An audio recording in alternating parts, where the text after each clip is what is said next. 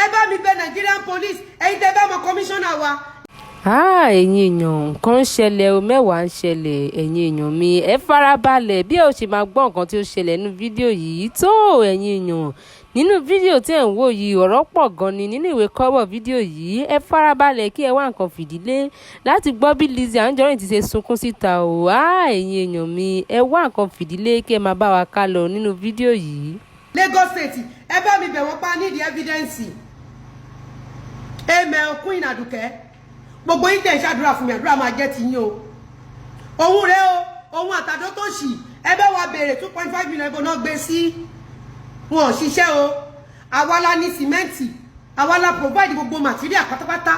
títí ẹni kókò móòdì kò dẹ̀ ṣiṣẹ́ wọ́n ti gba 2.5 million lọ́wọ́ wa ìṣàánú wa wọ́n dẹ̀ tún wá ń purọ́ mọ́ mi ọjọ́ tó gbowó lọ́wọ́ wa ló ṣe fídíò yìí o oṣù tó gbowó lọ́wọ́ wa ló ṣe fídíò yìí ọ̀sẹ̀ yẹn ló ṣe fídíò yìí ó dẹ̀ mọ́mọ́ ṣe fídíò yìí for blackmailing purpose ẹ gbà mí o lọ́wọ́ ejò tó ṣe fámì ẹ gbà mí o lọ́wọ́ àwọn fọ́kókósẹ̀ ẹ gbà mí o mi ò dọ́dọ̀ wọn o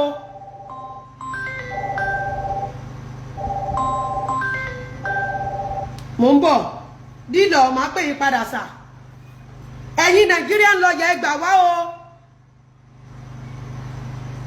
ẹ gbà wá o wọ́n ti gbowó lọ́wọ́ wa o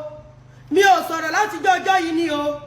mò ń retí kí Nigerian police ṣiṣẹ́ wọn ni o àfi bó tún ṣe post fídíò lánàá lẹ́yìn ìgbà tó ti gba 2.5 million wọn ò dẹ̀ ṣiṣẹ́ oore ni mo ṣe o mi ò jalè mi ò fòkú gba donation mi ò tún yẹ̀rì ògbóǹdé onípósí mi ò fowó lálẹ́ police station pé kí n rán ẹni tí ó ṣẹlẹ̀ wọ̀n ẹ bá ń bẹ Nigerian police o kán gbà mí kalẹ̀.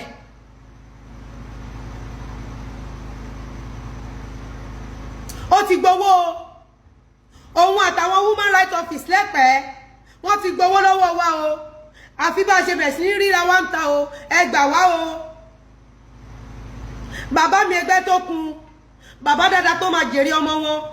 ẹ ṣàánú mi o wọ́n tún ti fẹ́ lọ yọ kéèsì ní DPP o ẹ bá wa bẹ̀ àwọn DPP bàbá Tinubu wọ́n ti bà gbogbo ẹ̀jẹ̀ tó mọ́ yín lórí o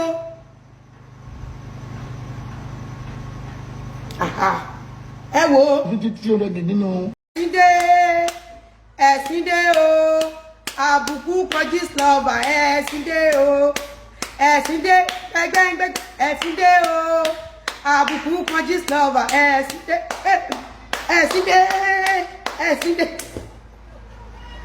ó dùn mọ́ mi gangan olórí burúkú bẹ́ẹ̀ bọ́ èèyàn jẹ́ ha party invitation olè dísọ́ba olè lọ́wọ́ ṣẹ̀ṣẹ̀ bèbí ti ṣẹ́jú olè after dorí mẹ́gbèsè ló kù.